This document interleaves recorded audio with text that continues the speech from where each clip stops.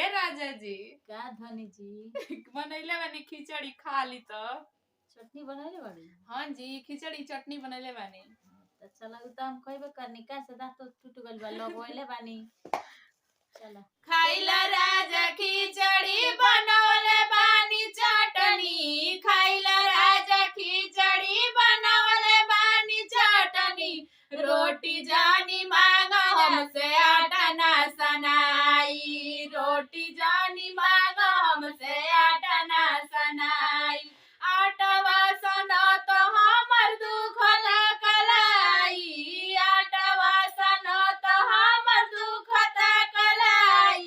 खाइल राजा खिचड़ी बनवले बानी चटनी। खाइल राजा खिचड़ी बनवले बानी चटनी। नैहर में रहनी त बहिनी सान दिहली।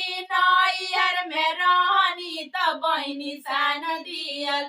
ससुरा में जेठनी दियलिया लगाई। खाइल राजा खिचड़ी बनवले बानी चटनी। खाइल राजा खिचड़ी बनवले बानी चटनी।